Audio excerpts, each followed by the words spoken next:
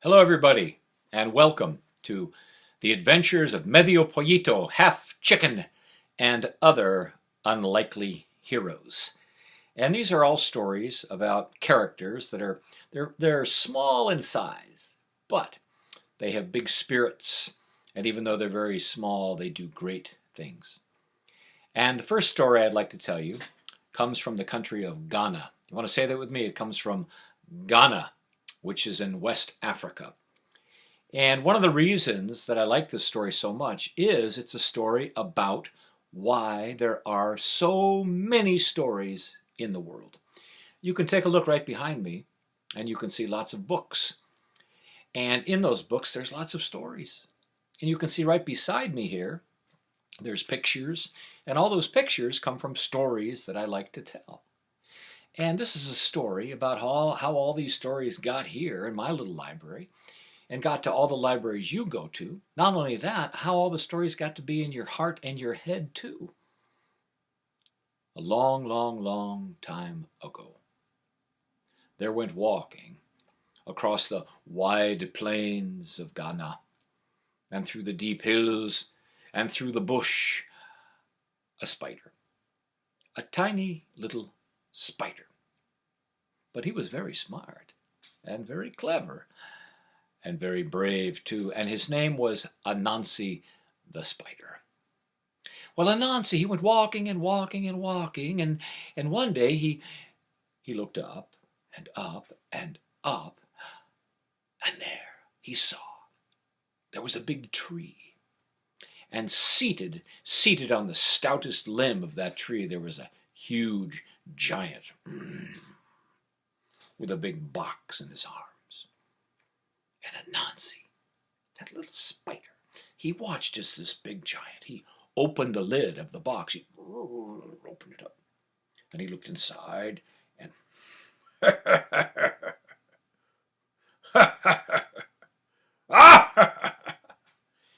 he laughed and he laughed and he laughed. And then Anansi watched as the giant, he closed the lid of the box. But not long after that, Anansi watched as the giant opened the lid again and looked inside, and this time he he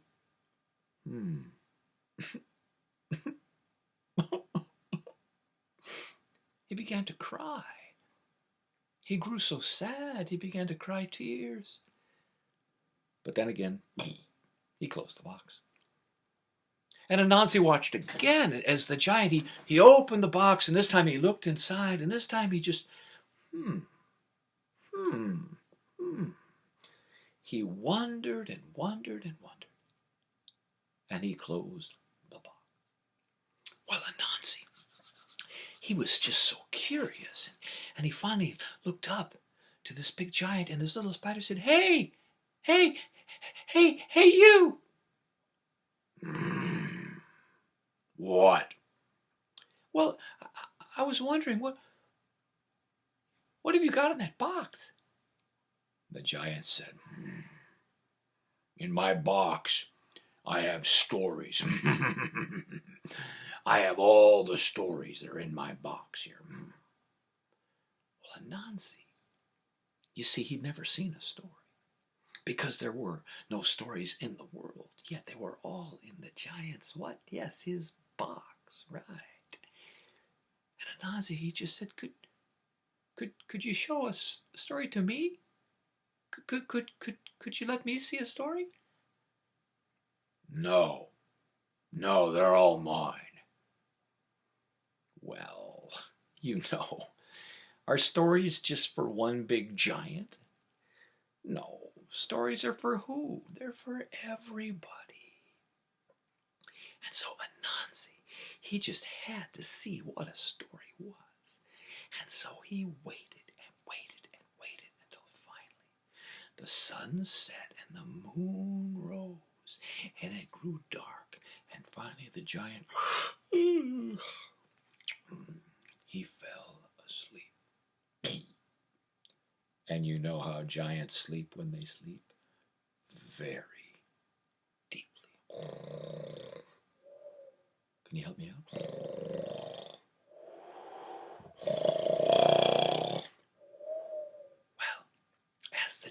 was sleeping and sleeping and sleeping, Anansi the spider went creeping and creeping and creeping up the tree, out the limb, up the box, and he opened up the lid.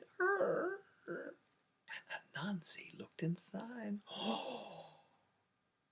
And he saw all these stories. And all night long, he was listening to stories. And he too, he was laughing. He was crying.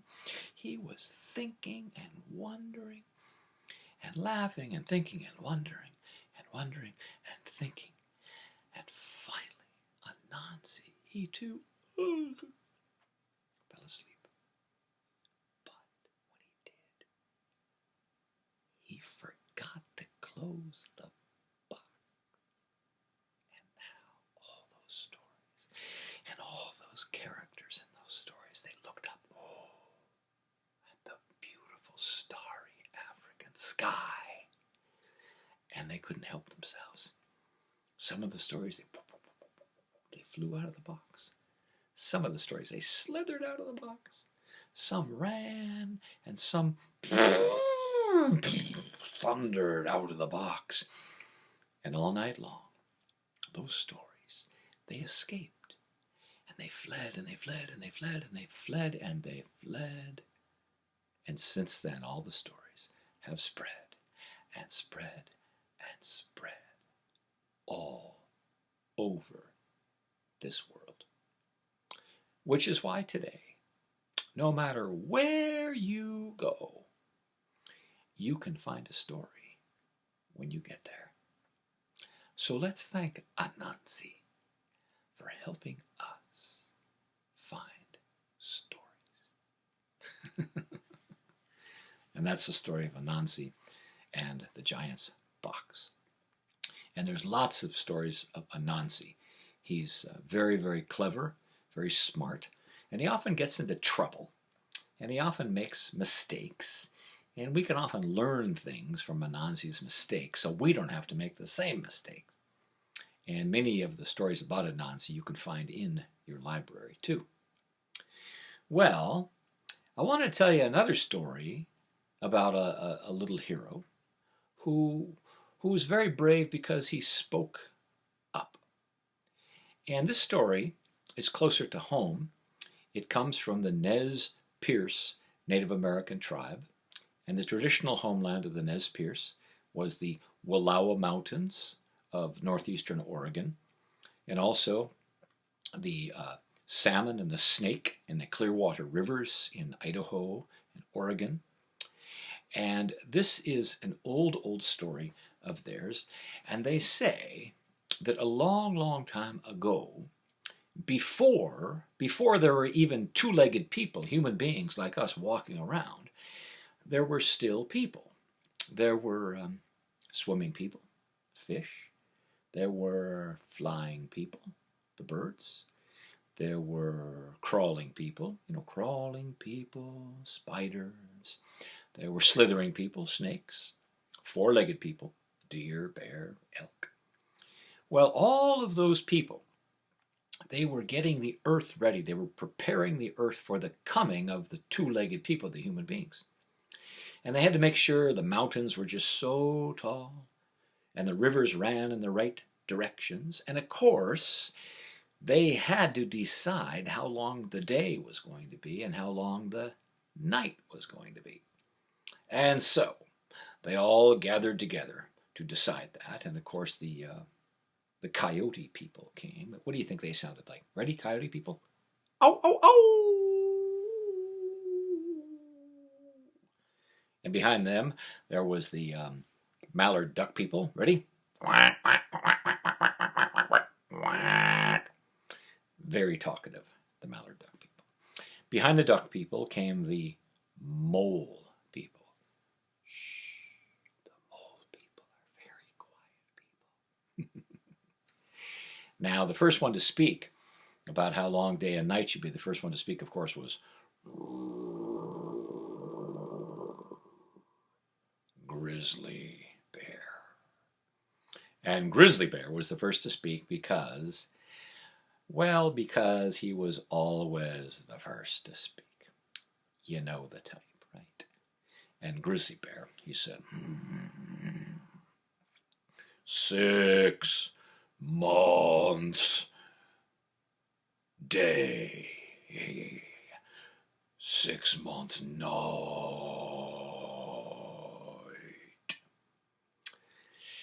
Well, nobody really wanted 6 months of day and then 6 months of night, but nobody wanted to argue with who? Grizzly Bear. So everybody just sort of said, okay, I guess that would be fine. We'll make it work, Mr. Bear, no problem. Everybody said that except for this one tiny little frog. This little frog, a frog. Can you imagine a frog? Looked up at a grizzly bear, and Frog just looked up and said, mm-mm.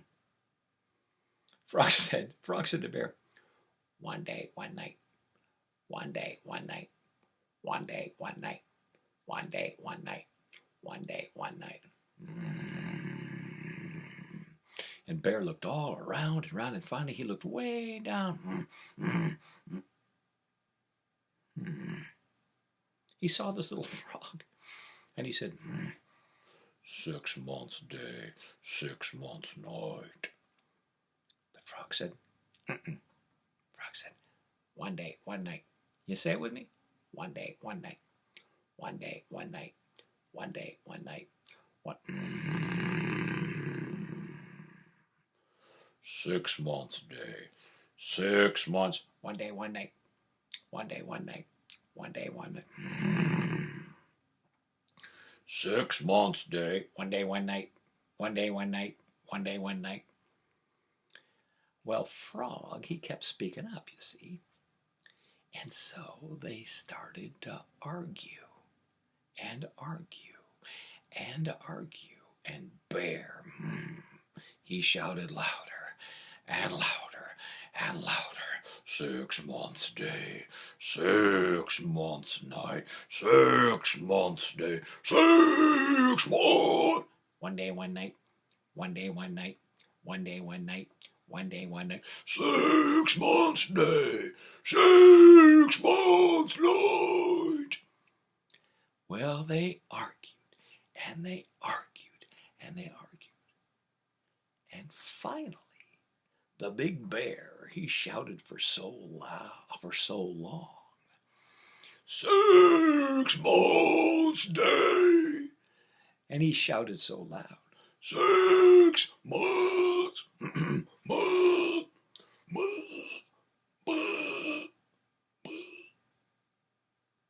He finally lost his voice. And Frog looked up and just said, 1 day, 1 night. Well, the bear, he went off way up into the mountains. And up there he slept and he slept and he slept about 6 months. But that little frog just kept speaking up. And so ever since that day, every winter, well, you watch, Bear goes off to sleep for a long, long time. But all the rest of us, we just have 1 day, 1 night. 1 day, 1 night. 1 day, 1 night. So you know what? You don't have to have a big, big, big voice to make a big, big, big difference. But you do have to speak up. Let's thank the great Nez Perce tribe for that story.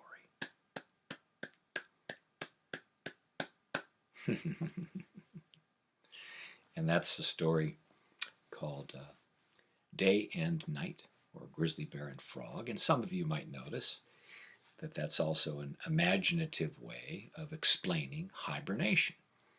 Why in the wintertime when it gets cold, the bears go off to hibernate, right, to sleep. They go into caves or they burrow down into some heavy brush and they sleep during the long winter. But the rest of us, most of us anyway, we just have day and night and day and night and day and night. Well, I want to tell you one of my favorite stories. And one of the reasons I love it is that it's in Spanish and in English. And I wonder, there might be some of you out there that habla español, that speak Spanish as well as English. And so I'm going to tell the story a little bit in both languages, but you'll be able to understand the whole thing. And I need your help too, because I want you to speak some of the words with me. In Spanish, when you want to say a long time ago, you say this. You say, hace mucho tiempo. Can you try that? Hace mucho tiempo. Good. Hace mucho tiempo, a long time ago, there was a bark, bark, bark, bark, bark, bark, bark, bark, bark, bark, bark. What's that? A chicken. Un pollito, a little tiny chicken. But this chicken, este pollito, he was a little different than the other chickens. Un poco diferente que los otros pollitos. And he was different because of this, you see, because, you see, in vez de dos patas, instead of 2 legs, he had only one. It gets worse. In vez de dos alas, instead of 2 wings, only 1. And in vez de dos ojos, instead of 2 eyes, only 1. And because this chicken had only 1 pata, 1 leg, 1 ala, 1 wing, and 1 ojo, 1 eye, they called him Medio Pollito. And that means half chicken. Bueno, well, mucha gente pensaría, you know, a lot of people would think that a chicken with only 1 pata, 1 leg, and 1 ala, 1 wing, and 1 ojo, 1 eye would be muy tímido, very shy. But not Medio Pollito. When he was a pollito chiquitito, a tiny little chicken, he said to his mother, he said, bark, bark, bark, bark, bark, Mama. He said, Mama, yo soy un pollito muy importante. I'm a very important chicken. Y yo voy a conocer el rey. I'm going to meet the king. And his mother said, Medio Pollito. No, no, no, no, no, señor. No, no, no. The king, el rey, he lives in la ciudad de Madrid, the city of Madrid, which is the city más grande, the biggest city in Spain. And es muy lejos. It's very far from here. Es lejos. It's far for a 2-legged chicken. But you, Medio Pollito, por favor, no. Please, no. You stay home with Mamacita, and if you're a good boy, one day we'll go for a little trip. ¿Está bien? Okay? And he said, bark, bark, bark. No. He said, Mamá, yo tengo lugares que ver, gente que conocer y cosas que hacer. He said, I have places to go, people to meet, and things to do. Hasta luego, Mamacita. Ciao. He already spoke a little Italian. And so, Medio Pollito, the brave, 1-legged, 1-winged, 1-eyed chicken, he hopped out the narrow door into the wide world and down the long road to meet the king. Chick-a-doom, chick-a-doom, chick-a-doom, chick-a-doom, chick-a-doom, chick-a-doom, chick-a-doom. Well, he hopped all day, chick-a-doom, chick-a-doom, chick-a-doom. At the end of the day, Medio Pollito hopped all the way down chick-a-doom, to a little creek, un arroyo pequeño, a small creek. And the water in the creek, it was all clogged with twigs and branches and leaves. Can you put your hands over your head? Make believe like you're all clogged with twigs and branches and leaves. Good. And the water couldn't flow. And when the water saw Medio Pollito hopping by, the water said, Medio Pollito, por favor, please, help us, please. Pull away the sticks and the leaves so we can flow again. But Medio Pollito, he said, yo soy un pollito muy importante. I'm a very important chicken, and I'm going to meet the king. But quizás yo puedo ayudar. Maybe I can help. And so Medio Pollito, he waded into the creek, and with his mighty beak, he pulled the branches this way and that way, and he pulled out the leaves and the sticks and the branches and the leaves.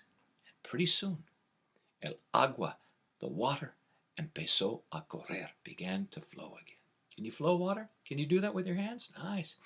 The water flowed along, and it made the remolinos, whirlpools. Whoa, whoa, whoa, whoa, whoa, whoa, whoa. And then it made a cascada, a waterfall. Whoa, poosh. And just as the water turned the bend, it called back to Medio Pollito. And it said, Gracias, amigo. Can you try that? What did it say? Gracias, amigo. And Medio Pollito, he waved goodbye. And he said, Hasta luego. Ciao. You want to try that? Hasta luego. Ciao. And Medio Pollito hopped down the road to meet the king. Ba-ding, ba-ding, ba-ding, ba-ding, ba-ding, ba-ding, ba-ding.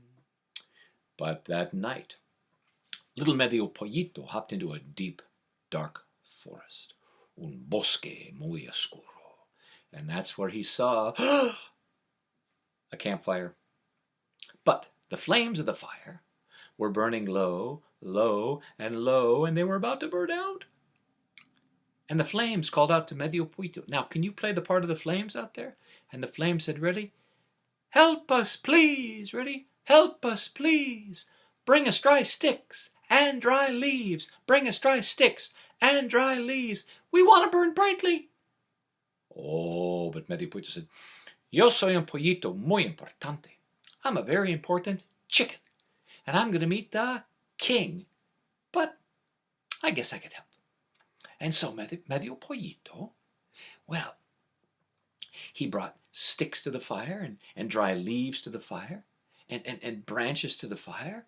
And pretty soon, the flames were bailando. They were dancing. Can you be some dancing flames? Ready? Do do do do do do do do do do do. Yeah! Do do do do do do do do do do do. And the fire danced all night long. Do do do do do do do do do do do. And little Medio Pollito slept by the fire, nice and warm. And in the morning he woke up, and as he went on his way, the flames of the fire. Ready, flames? They said, Gracias, amigo. What'd they say? Gracias, amigo. And of course, Medio Pollito said, Hasta luego. Hasta luego. Ciao. And he hopped down the road to meet the king. Ba-ding, ba-ding, ba-ding, ba-ding, ba-ding, ba-ding, ba-ding.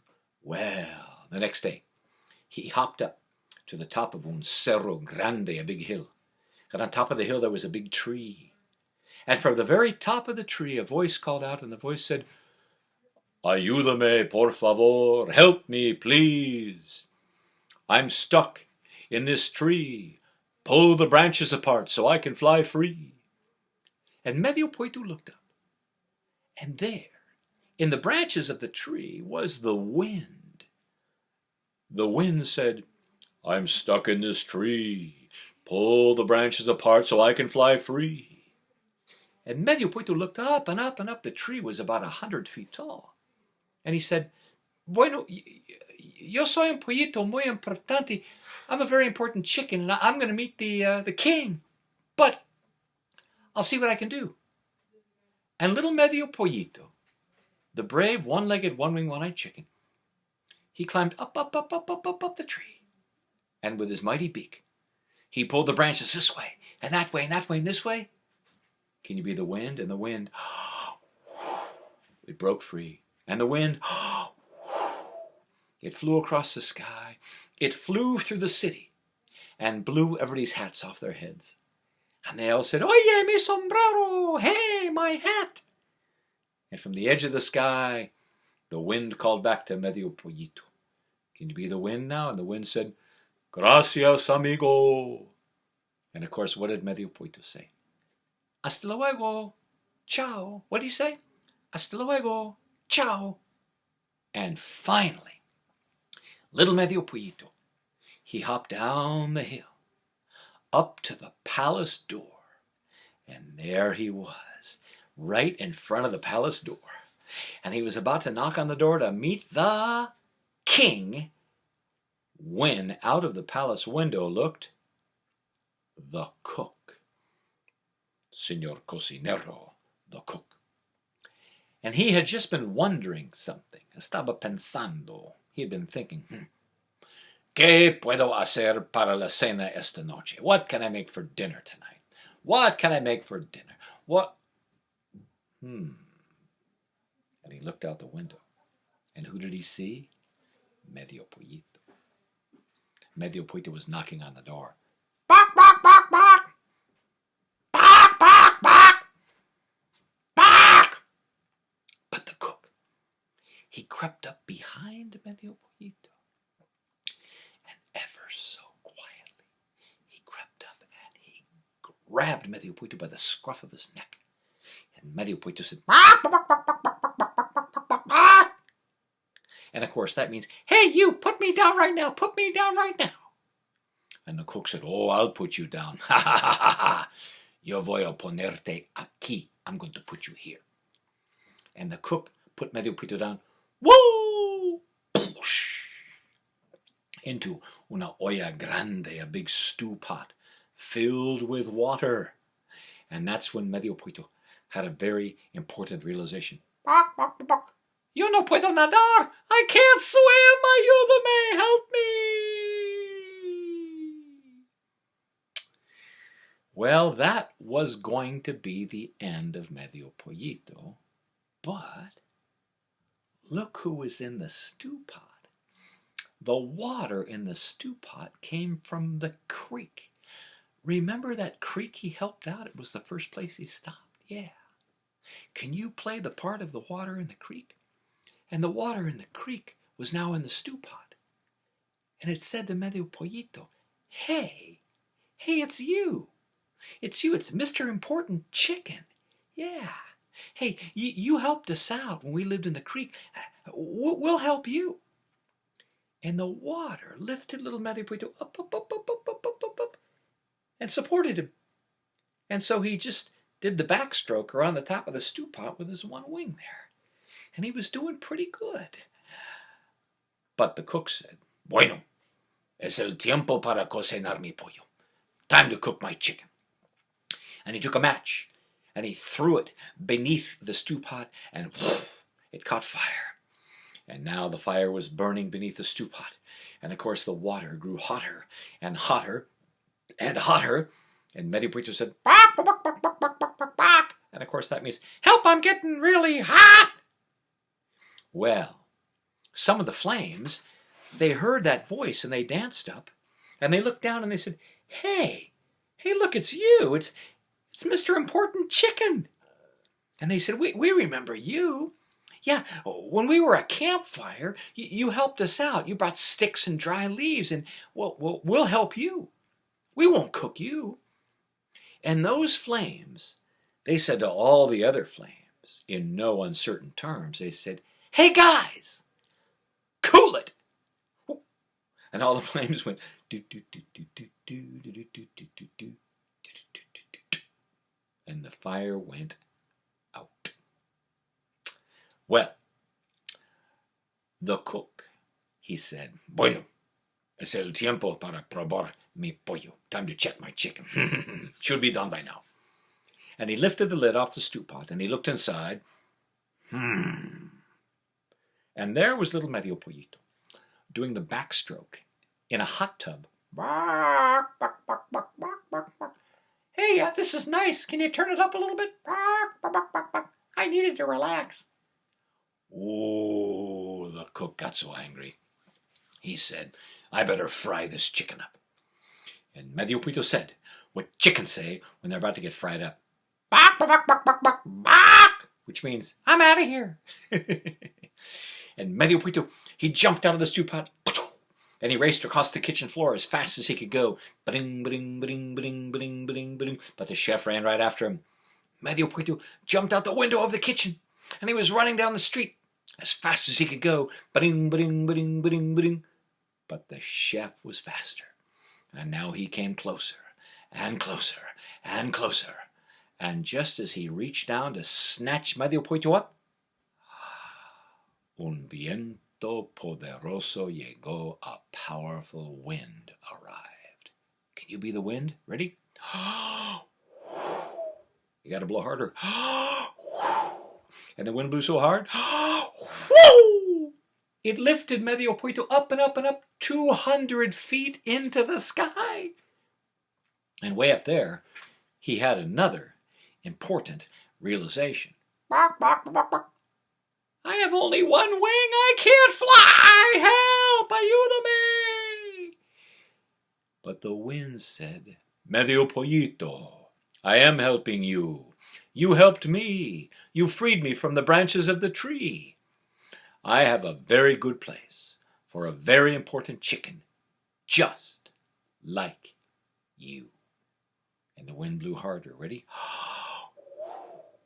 And the wind carried little Medio Pollito across the sky into the middle of the city of Madrid, the biggest city in Spain, and dropped him way up on top of a big church, on top of a tall steeple, a tower. Dropped him down on his one leg, and he put out his one wing. And way up there, as the wind blew, he turned in the breeze this way, and that way, and he became a professional weather vane. And all the people down below looked up and said, hey, have you noticed that chicken up there? You can tell exactly which way the wind is blowing by watching him. Medio Pollito, he loved it up there. Well, he became famous. You see, he met the king and the queen. His mom came to live with him at the palace. And every day he'd go up there, and his friends would come by to visit. Well, the water came by as the rainfall and the clouds and the fog. And, of course, the fire came out, too, as the rays of the sun. And the wind, it blew by every day. And you know what? If you go to the city of Madrid in Spain, to that church, and look on top of that steeple, they say he's still there. But these days, when the wind blows, he no longer says, bark, bark, bark, bark, bark, as he turns. Now he just says, He's just a rusty weather vane now, but he's still a very important chicken. Un pollito muy importante. And that's el cuento, the story of Medio Pollito. Give yourselves a hand for listening to that. Well, that's a sweet story, and I think it's a good example of an unlikely hero. Here is a hero with only one leg, one wing, and one eye, and yet he did great things. Right? He believed in himself, and he helped other people. He helped other characters. And sometimes if you help other people, they'll help you too. It's a nice thing to do. Well, I want to tell you a little different story, but I want to ask you, how many of you like to go fishing? Anybody out there like to go fishing? I sure hope so. And you can see right behind me, there's a beautiful painting by a friend of mine whose name was Roger. And it's of some salmon. And I was fishing one day on a river near where I live called the Clackamas River with my buddy Jack. Jack knows all the good fishing holes, you see. And I cast out. You want to cast out with me? Ready? 1, 2, 3. Zzz. I cast out. And I could see my big red and white bobber in the middle of the river. You know, that's a big plastic bubble. It's attached to your fishing line. And if a fish bites, it goes down. And I was watching my bobber and watching my bobber, and all of a sudden, it went down. And so I pulled up on the fishing pole, and sure enough, it was a big fish. Can you help me get him in? And I reeled and pulled and reeled and pulled and reeled and pulled and reeled and pulled.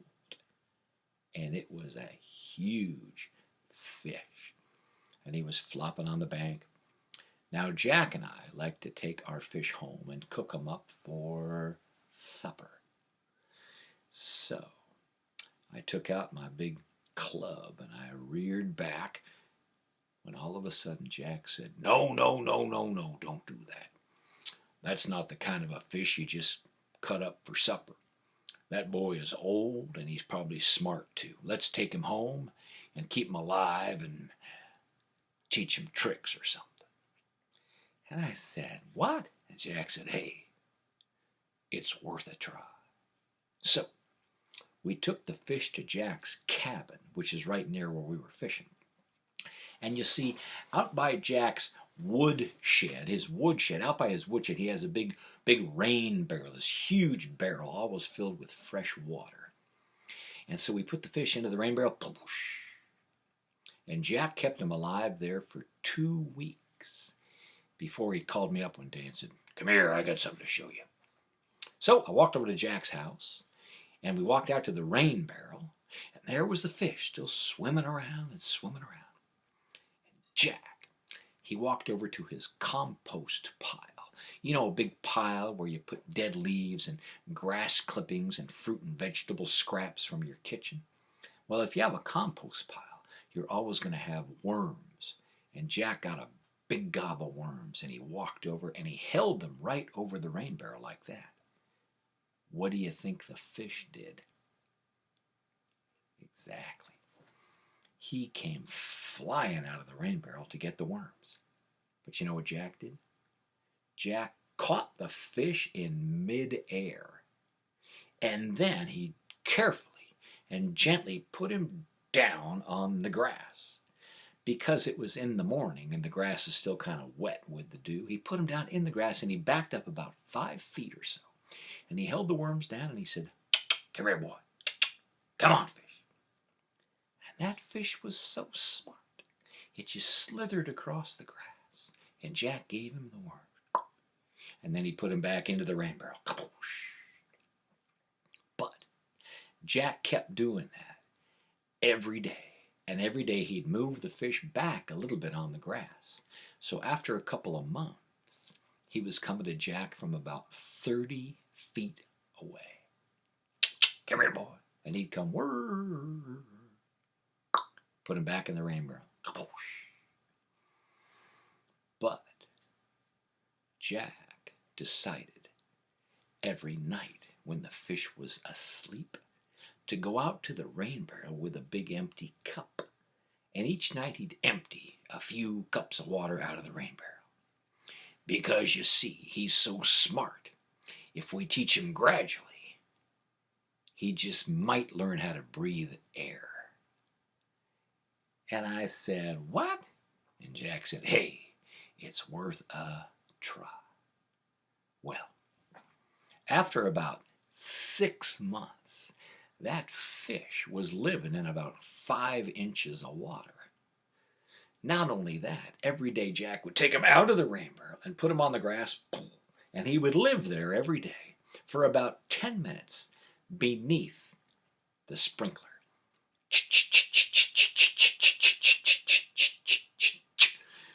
But I was not prepared for what happened next, my friends. You want to know what that was?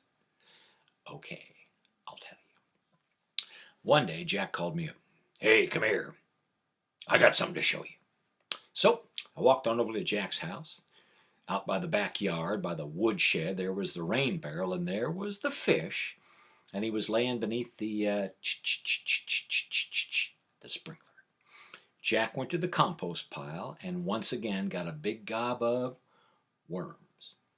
And this time he looked down at the fish and he says, okay, boy, ready? Come on now. Get up. Come on now, get up. And I said, Jack, what the heck are you doing? I looked, and that fish, it jumped up and balanced itself on its tail. I said, Jack, that fish is standing up. And Jack said, well, that's not all. Watch this. Come here, boy. Come on, fish. And that's when that crazy fish started walking across the grass just like that. He was walking. And I said, Jack, that is cool. You got a walking fish. And Jack said, oh, he's not walking that good, you know. But for a fish, it's not bad. You know what? I got an idea. Well, let me tell you, an idea was a dangerous thing for Jack to have. You know what we got to do with that fish? Take him fishing. Yeah, because I'm thinking who would know more about fishing than a big old fish. Next day, We put the fish in our boat, and we went drifting down the river. And the fish didn't know a lick about fishing, but he loved to go. And he would stand right up in the prow of our boat, right up in front. And he just kind of rocked back and forth, and he loved going fishing. And we took our fish fishing with us every day, all summer long. But one day, we were drifting down the river, and the level of the water had dropped. And because of that, it exposed lots of big boulders. And one day, we bumped into one of the boulders, and it rocked the boat, and that poor fish lost his balance. Whoa! Whoosh! Into the river. Down he went. And I'll never forget what Jack said. Uh-oh. I think he forgot how to swim. And I looked over the side of the boat and I said, no, Jack, look, the fish was at the bottom of the river, on his back, looking up at Jack and I like this. I said, Jack, uh-oh, he's drowning. Oh, no, we better go down there and get him or he's going to die. How about you? You think I wanted to jump into that river? That water's cold. But I did what you got to do. I dove into the river and I swam down and down and down. And I grabbed the fish and I kept swimming up and up and up and up and up. And Jack, he pulled the fish up over the side of the boat and onto the floorboards of the boat. But he'd been underwater a long time. And that fish, he nearly drowned. But Jack knew mouth-to-gill resuscitation, and we were able to bring him back to life. Now, just in case some of you haven't learned mouth-to-gill resuscitation, let me show you. You've got to do it with me to learn it. Ready? Step number 1, hands by the fish's gills. Can you do that? Good. Step number 2, hands on the fish's gills. Now, let me see what you're doing. Good, good. Now, I can see some of you are getting into what we call excessive gill pressure. Boys and girls, this is why so many fish have lips that look like this. Don't do it. Nice and soft. Good. Once you've got the gill covers of your fish fastened, you're ready for the third step. Now, place your lips over your fish's lips. It's what you got to do. It's what Jack did, and we brought the fish back to life. And then we spent the rest of our summer vacation teaching that crazy fish how to swim. Every day we'd go out to the lawn, which is where he lives now, full time beneath the sprinkler. And we'd pick him up and put him into the rain barrel, and we'd add a few cups of water. And finally, by the last day of my vacation, he could swim moderately well. We put him in the boat, drifted down the river, and for the last time, old Jack, he picked up that big fish, and he petted him on the head, and he said, good fish, good boy. And he let him slide out of his arms, right across the side of the boat, into the river, poosh, and we watched as away he swam. That was the last time Jack or I saw the fish. That was the last day of my summer vacation. But I want you to know, yes, that is the truest story a fisherman will probably ever tell you. Was that a true story? You don't think so? Well, do we use boats to go fishing? Of course. Do we use worms sometimes for bait? Yes. Are there such things as rain barrels? Of course. Is there a Clackamas River? Yes. If we're patient, can we teach fish to walk? Probably not. You know that story was what we call a tall tale. I was pulling your leg and trying to reel you in. But what about mouth-to-gill resuscitation? Listen to me carefully now. Don't ever do that, okay? For 3 reasons. Number 1, it doesn't work. Number 2, It's really gross. And number 3, if anybody finds out where you learned it, I'll never work in this county again. Give yourselves a hand for listening to that ridiculous story. It's called The Walking Fish.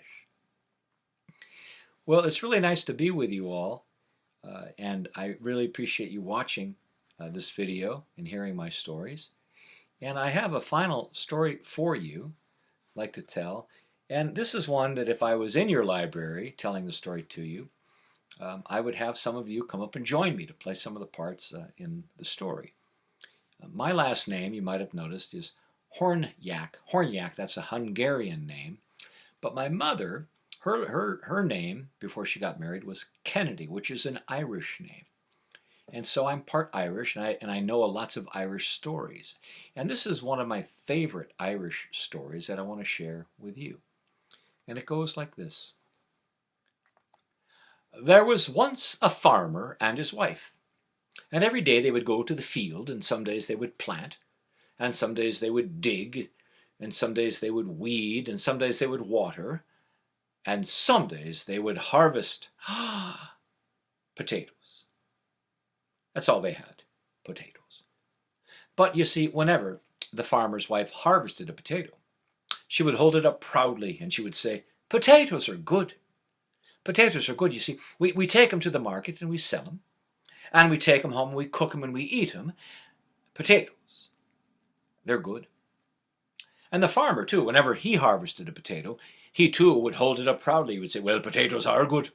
We take them to the market, we'll sell them, we'll take them home, and we'll cook them. And, well, potatoes, they're good."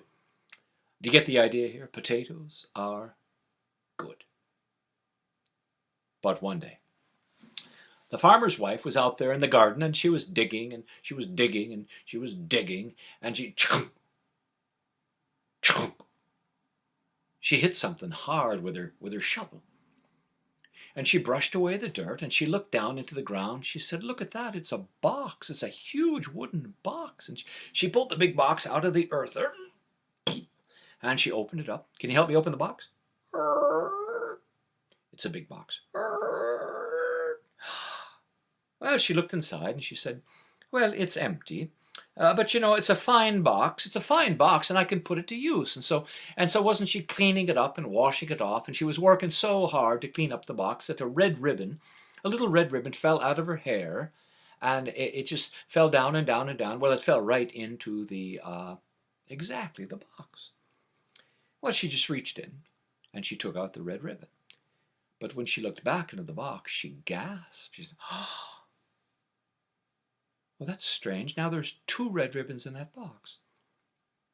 And she reached in, she took out the 2 red ribbons, and then she said, "Well, look at that. Now there's 4. And then she took out the 4 red ribbons, and there were 8. And she took out 8 red ribbons, and there were 16. She took out 16, there were 32. And then 64. And 128, and 256, and 512, and 1,024, and 2,048, and I have no idea after that, but there were a lot of red ribbons. And so she took the box into the house, and she kept pulling red ribbons out of the box until she filled the whole house with red ribbons. And by the time the farmer, her husband, came home, he opened the door, and red ribbons, they just tumbled all over him.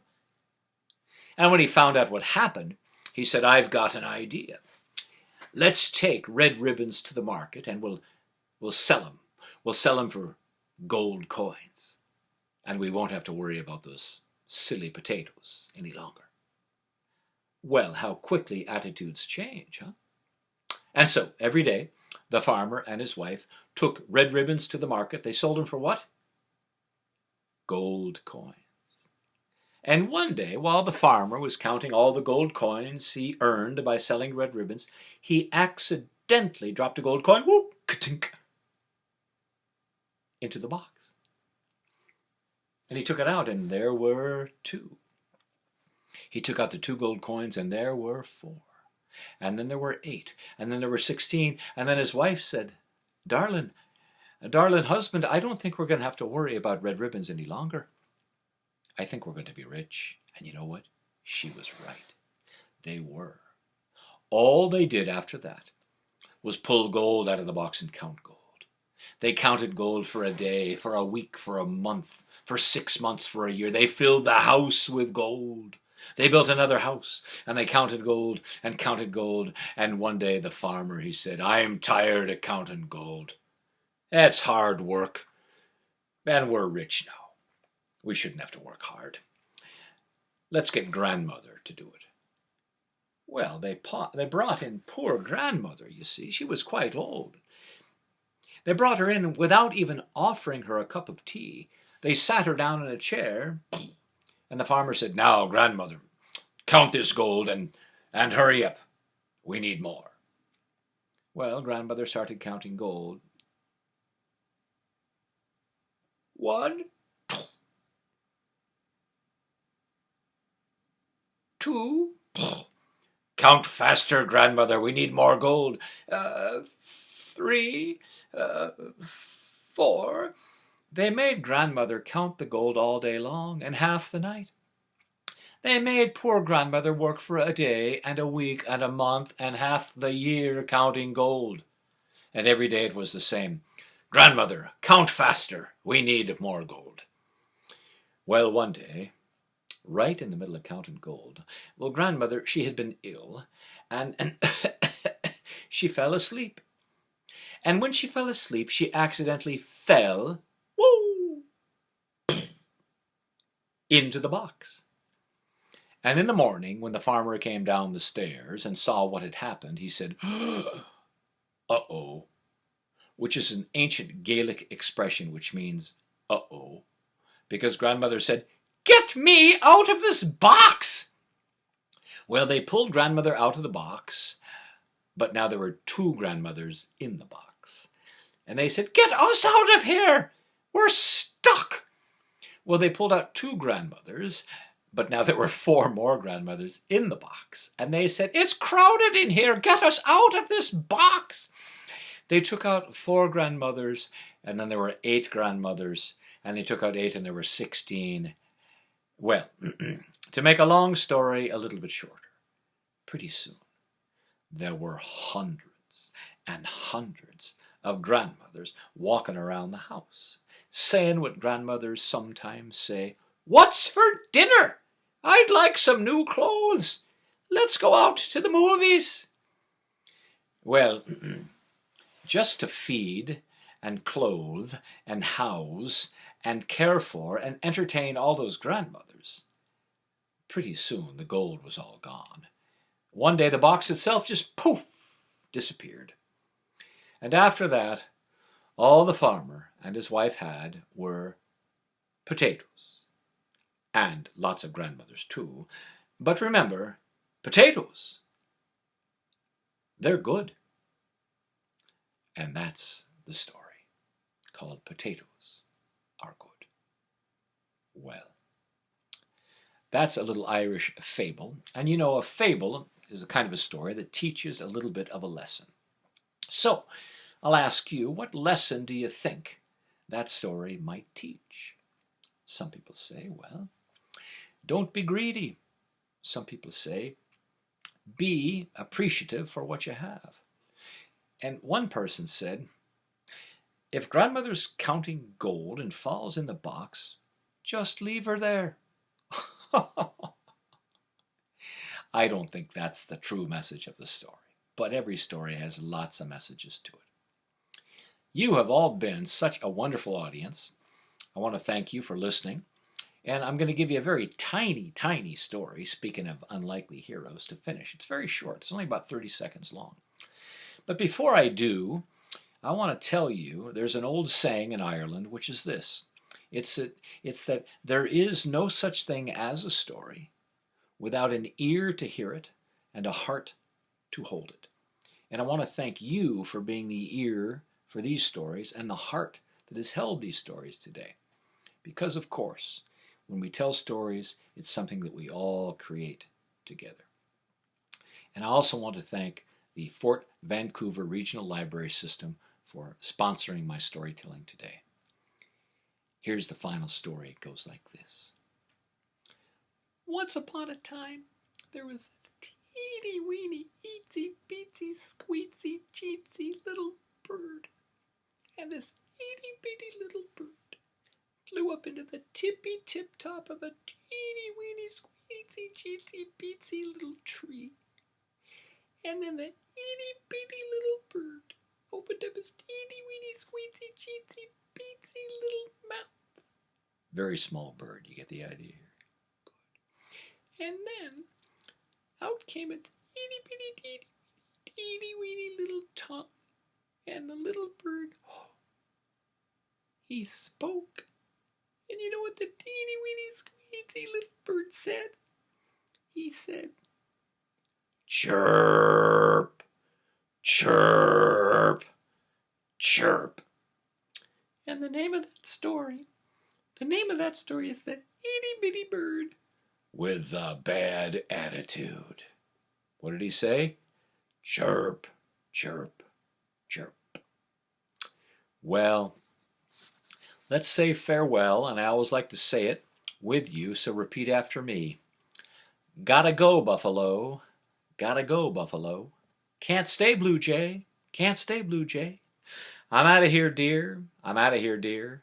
After a while, Crocodile. After a while, Crocodile. Peace out, Brown Trout. Thanks for being here, everybody. Have a wonderful day. Hope to see you again. Take care for now.